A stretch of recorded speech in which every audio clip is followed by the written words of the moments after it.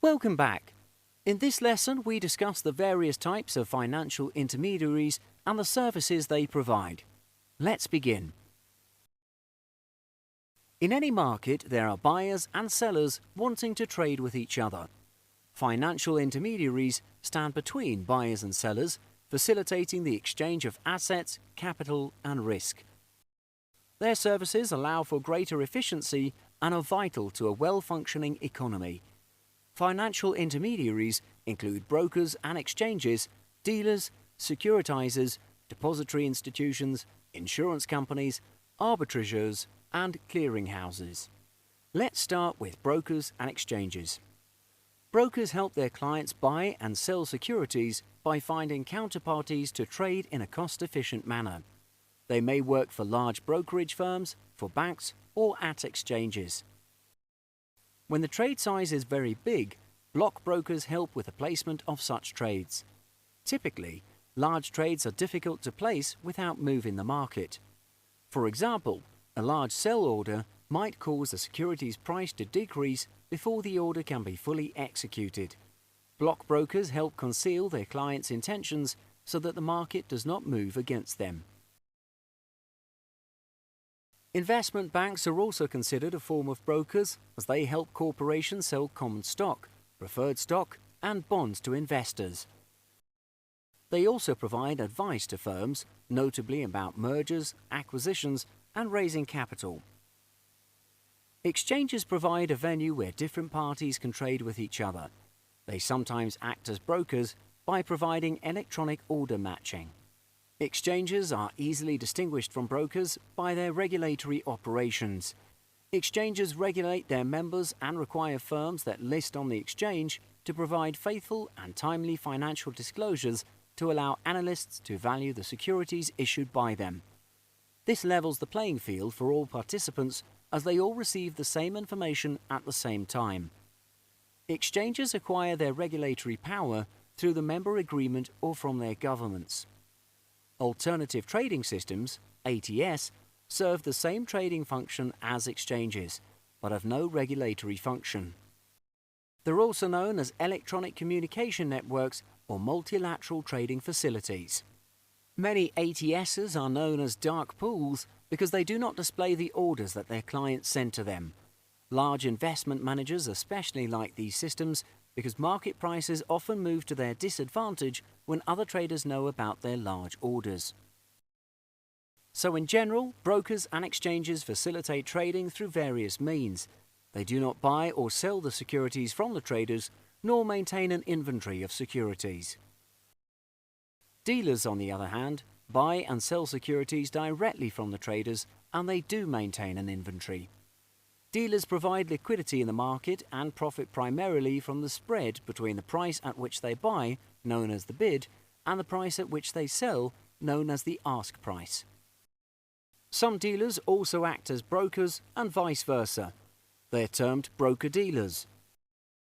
When a client enters an order, broker-dealers can choose to broker a deal with a counterparty or buy or sell the security directly from the client. However, there is an inherent conflict of interest. As a broker, it should seek the best prices for the client, but as a dealer, its goal is to profit through prices or spreads. As a result, traders typically place limits on how their orders are filled when they transact with broker-dealers. Securitizers are intermediaries that pool large amounts of securities or assets and then sell interests in the pool to investors. The cash flows that go into the pool, net of the securitizer's fees, are passed through to the investors. Commonly known as asset-backed securities, they are commonly segregated into multiple categories called tranches. The senior tranches provide the most certain cash flows, while the junior and subordinated tranches have greater risk. This form of securitization allows investors to invest according to their required risk and returns. Also, by splitting up the pool into many units or shares, the minimum investment amount is lower, giving access to a larger number of investors. Besides, there are diversification benefits in pooling assets together. Cash flows get more predictable, and liquidity is improved as the securities are more easily traded. There are also economies of scale in the management costs of large pools of assets and potential benefits from the manager's expertise in selecting assets. Assets that are often securitized include mortgages, car loans, credit card receivables, bank loans, and equipment leases. Some asset-backed securities are securitized by firms which set up a separate legal entity known as a special purpose vehicle to buy some of its assets.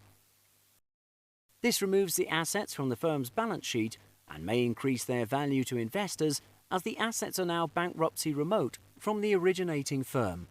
This means that creditors of the firm cannot lay claim to the assets sold to the SPV. Asset-backed securities are described in detail in the course on fixed income. Now, a form of financial intermediary that we are well familiar with is depository institutions, or what we commonly know as banks. Banks take on customer deposits, pay interest on them, and provide transaction services such as checking accounts. They then make loans to various borrowers with the funds who pay interest on their loans, which forms the cash flows for the bank to pay interest on the deposits.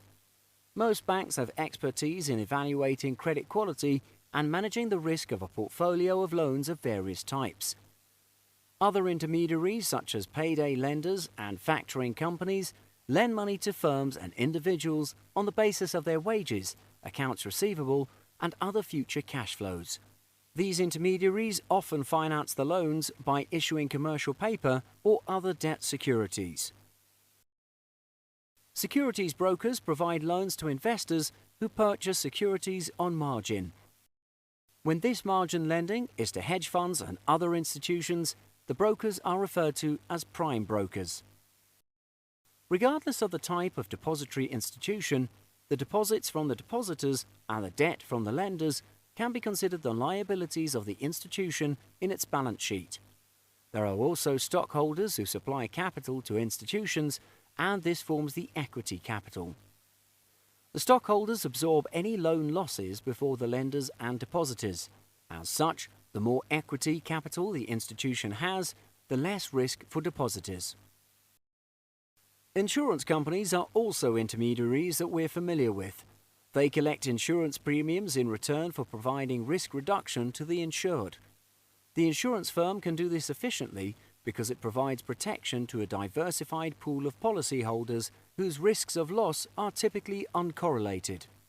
This provides more predictable cash flows compared to a single insurance contract, much like that of a bank's diversified portfolio of loans. Insurers are financial intermediaries because they connect the buyers of their insurance contracts with investors, creditors, and reinsurers who are willing to bear the insured risks. The buyers can be seen as transferring their risks to the investors who are willing to assume such risks for some returns. Insurance companies provide a benefit to investors by managing the risks inherent in insurance. Moral hazard occurs because the insured may take more risks once he is protected against losses. Adverse selection occurs when those most likely to experience losses are the predominant buyers of insurance. The insurer also has to protect itself from fraudulent claims, where the insured purposely causes damage or fakes losses so he can make an insurance claim. Arbitrageurs trade when they can identify opportunities to buy and sell identical or essentially similar instruments at different prices in different markets.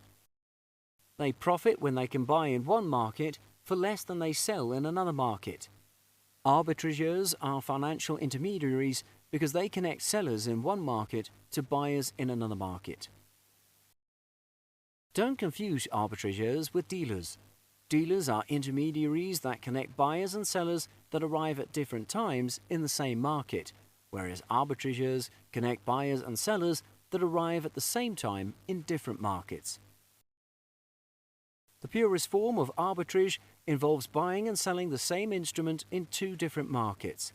In markets with good information, pure arbitrage is rare because traders will favor the markets with the best prices.